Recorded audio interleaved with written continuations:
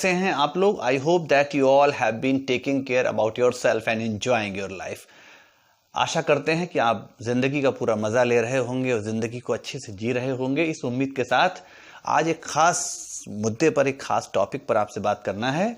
उससे पहले एक छोटी सी कहानी। हम देखते हैं कई बार जिंदगी में किसी को किसी चीज को पाने में कोशिश नहीं करनी पड़ती या कम करनी पड़ती है, मगर उसी चीज को पाने के लिए किसी की जिंदगी बीत जाती है। तो किसी के लिए कोई सक्सेस एक कोशिश का नाम है और किसी के लिए वही सक्सेस एक लक या भाग्य का नाम है। कुछ चीजें हमारी किस्मत में आसानी से हैं और कुछ के लिए हमें मेहनत है। एक एग्जाम्पल देखें।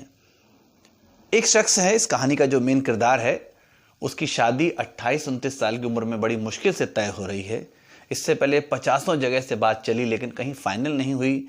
फिर एक अरसा हो गया कि कोई रिश्ता आना बंद हो गया, कहीं बात नहीं बन रही। लड़का बहुत ही फ्रस्ट्रेटेड है। बड़ी मुश्किल से शादी तय हुई लेकिन लड़की वालों ने एक अजीब सी शर्त रखी। शर्त कुछ ऐसी थी जनाब कि शादी में कोई बुजुर्ग नहीं आएगा। घर के सारे लोग नाराज। लड़के ने तो हाँ कर दी, उसके पास कोई ऑप्शन नहीं था। वो सारे नाना और दादा और बड़े बुजुर्गों को मनाता फिर रहा है कि साहब बड़ी मुश्किल हो से तो ये रिश्ता आया है और भाई इसे हो जाने दो, वरना मेरी तो वैलिडिटी वैसे ही अब खत्म होने वाली है, फिर कौन मुझे शादी करेगा। सब मान गए लेकिन एक बुजुर्ग दादाजी थे, वो इस बात पर राजी नहीं हो रहे थे। वो कह रहे थे मैं मानूंगा नहीं क्योंकि मेरे पोते की शादी है और मैं उसमें जरूर जाऊंगा।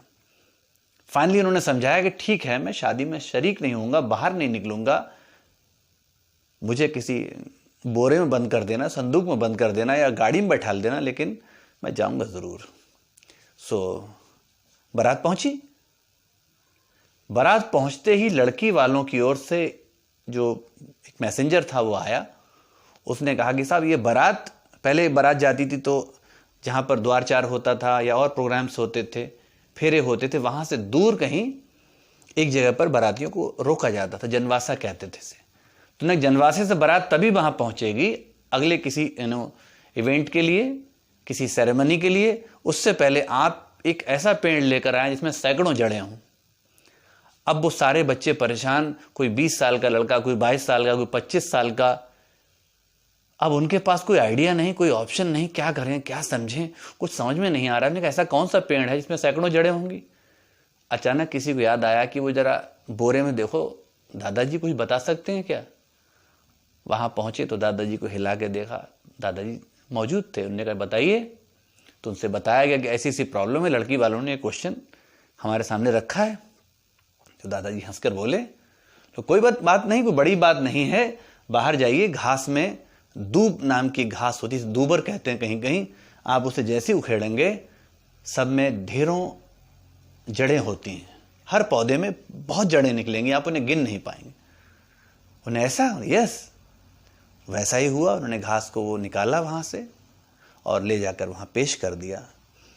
तुरंत लड़की वाले को आइडिया हो गया कि there is something black in the bottom, दाल में कुछ काला है। उन्होंने कहा क्या बारात में कोई बुजुर्ग आया है। लड़के ने हाथ जोड़े, पैर पकड़े, बोले हुजूर मुझे माफ कर दिए, मैं रोक नहीं पाया, अब आपकी जो मर्जी है, कहो तो हम बारात वापस ले जाएं। लेकिन दादाजी मान नहीं रहे थे और आपने शर्त रख दी। तो उन्हें कोई बात नहीं, अब वो आए हैं, उन्हें बुलाइए। सो this is about the story. उन्होंने कहा कि मैं देखना चाहता था कि आखिर आप कैसे मैनेज करते हैं, और मैं आपको बताना भी चाहता था that the experience means a lot and this is the experience which makes the difference. तजुर्बा या अनुभव या एक्सपीरियंस हम किसी भी जुबान में कहें, इसके बिना जिंदगी की गाड़ी चलती नहीं जनाब। आप कितने भी समझदार हो जाएं, अगर आपने किसी भी चीज के बारे में एक्सपीरियंस नहीं किया है, पर्सनल एक्सपीरियंस नहीं किया, अनुभव नहीं किया है, और आपके पास बुकिश विजडम है, आपके पास किताबी नॉलेज है, आप कभी भी ऐसे मौके जब जिंदगी में आएंगे, जो क्रंच मोमेंट्स होंगे, वहां पर आप मात खा सकते हैं। सो दोनों बातों पे बहुत खास फोकस रखें। Whenever you come across with experience people, try to get something from those people. कुछ ना कुछ उनसे जरूर लें, क्योंकि जो अनुभव है, जो तजुर्बा है, उसके बिना कभी गुजारा होता नहीं। हर तजुर्बेकार आदमी, हर एक्सपीरियंस पर्सन अपने आप में एक समंदर है ज्ञान का, क्योंकि उसने चीज़ों को ना सिर्फ पढ़ा है, ना सिर्फ देखा है, बल्कि उसने उन चीज़ों को जिया है। वो हम पढ़ते हैं ना, 3 तरह के हम एक स्टेप्स हैं। रीडिंग, या तो हम पढ़ के सीखते हैं, या फिर हम देख के सीखते हैं, या फिर हियरिंग या सुन के सीखते हैं। तो हम पढ़ के कम सीखेंगे, सुन के कुछ ज़्यादा सीखेंगे, उससे ज़्यादा हम अनुभव करके सीखेंगे, यानी कि देखने से भी ज़्यादा। मुझे याद है पहले हम जब छोटे क्लासेस में पढ़ते थे तो एक लाइन जरूर मिलती थी, विज्ञान आओ करके सीखें। So this is all about the learning by doing. जब तक हम किसी काम को खुद करेंगे नहीं, we can't experience the things on the field. हम उन तजुर्बों को ज़मीन पर नहीं उतारेंगे, हम कभी भी साउंड नहीं हो सकते। हम उस सब्जेक्ट पर, उस कंटेंट पर, उस टॉपिक पर पूरी तरह से हावी नहीं हो सकते, उससे ऑक्यूपाई नहीं कर सकते, उसको पूरी तरह आत्मसात नहीं कर सकते। सो आपके लिए और हम सब के लिए यही मैसेज है कि हमेशा एक्सपीरियंस करें, चीज़ों को अनुभव करें, उन्हें महसूस करें और उनको जीने की कोशिश करें। सिर्फ खिड़की से देखकर बारिश को महसूस ना करें जनाब, सिर्फ खिड़की से देखकर बारिश को महसूस ना करें जनाब। अगर आपका हाथ बाहर जाएगा तो सिर्फ हाथ जान पाएगा, आपका पैर बाहर जाएगा तो पैर जान पाएगा, ठीक है।